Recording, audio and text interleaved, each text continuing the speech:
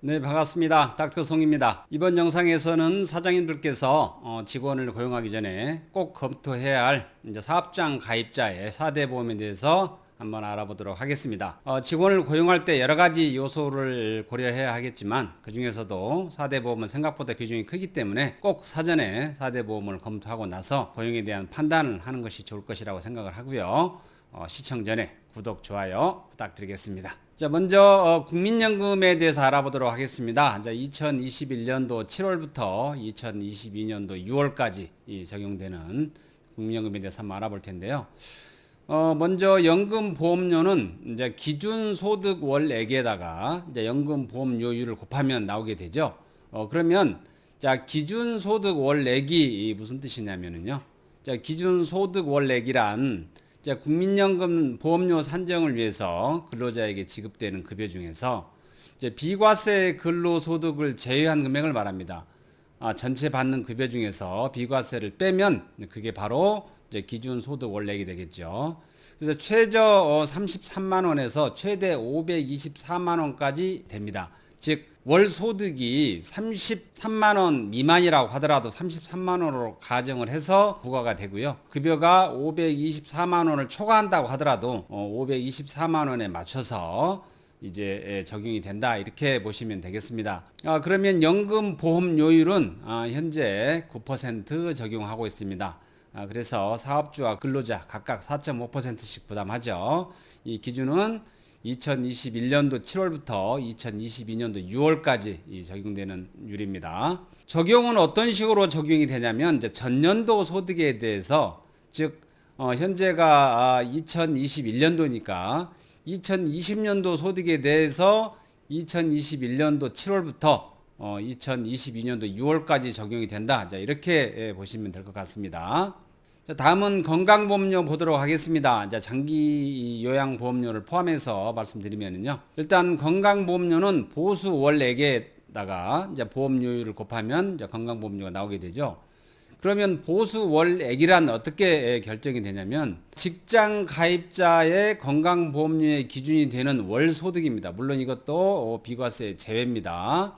이 보수 월액도 상한액과 하한액이 있죠. 자, 2021년도 기준을 보면 상한액은 1억 273만 9,068원입니다. 그리고 하한액은 27만 9,300원이죠.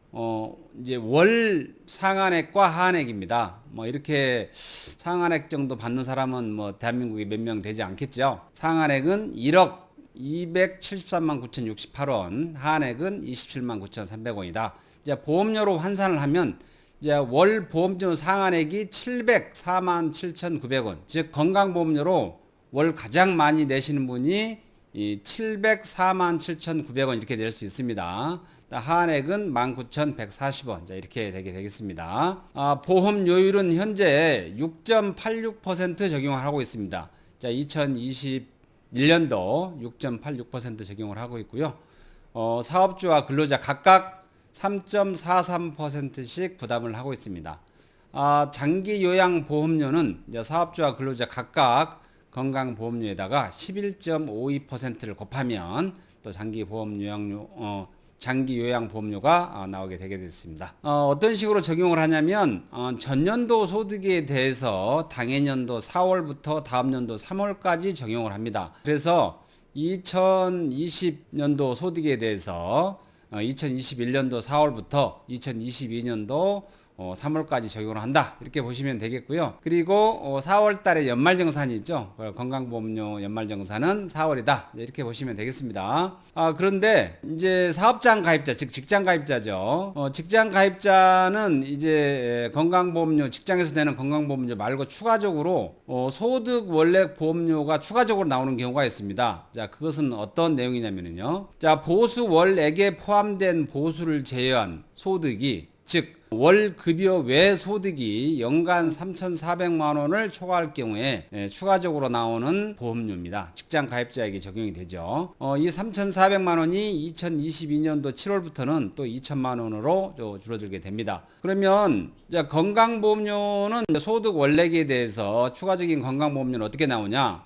연간 보수 외 소득, 연간 보수 외 소득에서 3,400만 원을 빼고요.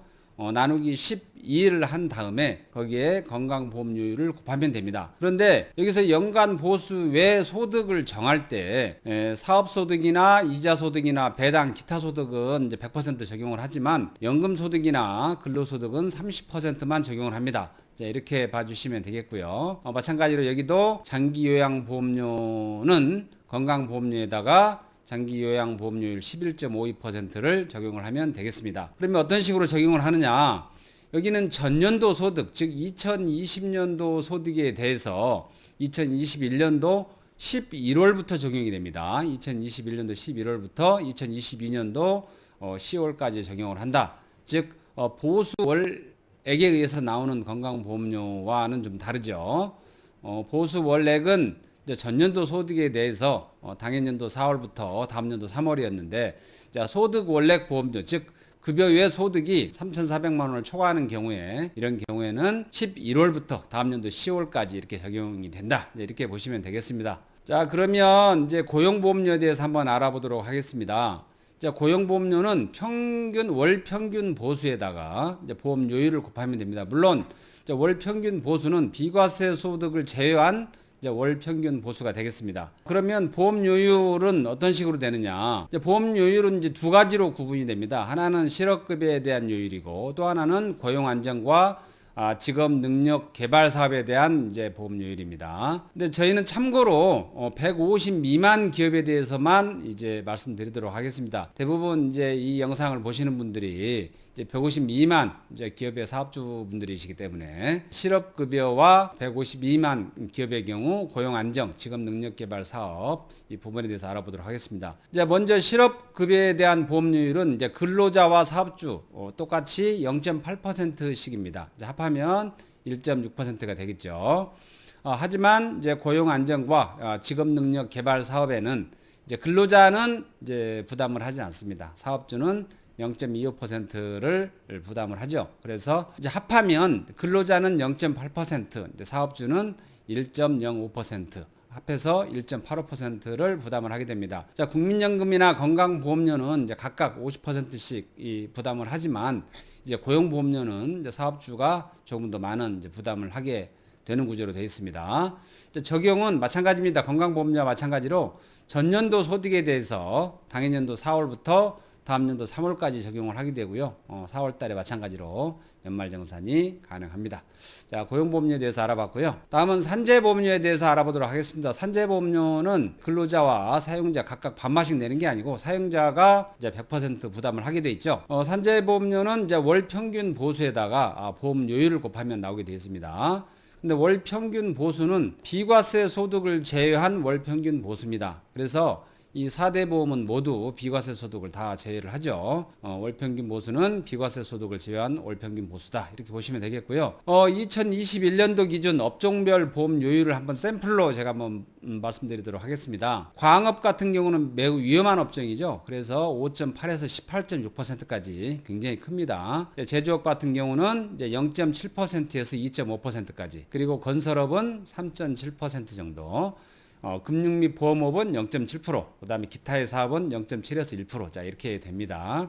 적용은 이제 마찬가지로 전년도 소득에 대해서 당해년도 4월부터 다음 년도 3월까지 적용입니다. 그래서 대부분 적용은 당해년도 4월부터 다음 년도 3월까지 적용인데, 이제 다른 게 두 가지가 있었죠. 이제 국민연금 같은 경우는 전년도 소득에 대해서 당해년도 7월부터 다음 년도 6월까지였고요. 그 다음에 건강보험료 같은 경우는 소득 원액이 좀 달랐죠. 이제 전년도 소득에 대해서 당해년도 11월부터 다음 년도 10월까지다. 자, 이렇게 알아두시면 되겠고요. 자, 그러면 근로자 고용 시에 과연 4대 보험이 추가적으로 얼마만큼 더 들어가는지 한번 보도록 하겠습니다. 먼저 국민연금은 이제 회사가 4.5% 부담이죠. 근로자 4.5% 해서 합계 9%가 나옵니다. 자, 건강보험료는 회사가 3.43%, 그리고 근로자가 또 3.44% 이렇게 나오게 됩니다. 해서 6.86%가 나오게 되고요. 자, 장기요양보험료는 회사가 0.4%, 그리고 근로자가 0.4% 이렇게 됩니다. 그래서 합해서 0.79% 되게 되겠고요. 자, 고용보험료는 회사는 1.05% 그리고 근로자는 0.80%입니다. 물론 이제 150인 이하인 경우에만 그렇습니다. 합해서 1.85% 되겠고요. 자, 산재보험은 회사가 100% 부담입니다. 물론 뭐 다양한 비율이 있지만 제가 참고로 1%로 가정을 했습니다. 이렇게 했을 때 한 사람을 고용했을 때 회사에서는 10.38%가 추가적으로 비용이 더 들어가게 됩니다. 예를 들어서 500만 원 이제 급여자를 고용을 했을 경우 추가적으로 50만 원 이상이 들어가게 되겠죠. 물론 이제 산재보험료가 비싼 경우에는 뭐 60만 원 이상도 더 추가적으로 들어가겠죠. 약 10.38% 정도 더 부과가 된다 이렇게 보시면 되겠고요. 근로자의 경우에는 9.13%가 이제 급여에서 공제가 되게 되겠죠. 4대 보험으로. 급여에서 9.13% 여기에다가 이제 갑근세 추가적으로 더 이제 공제가 됩니다. 그래서 퍼센트에서 15% 내외 정도가 또 근로자들은 이제 공제가 된다 이렇게 보시면 되겠습니다. 그래서 회사와 근로자 합산해서 약 19.5%의 이제 4대 보험료 부담이 있게 되겠습니다.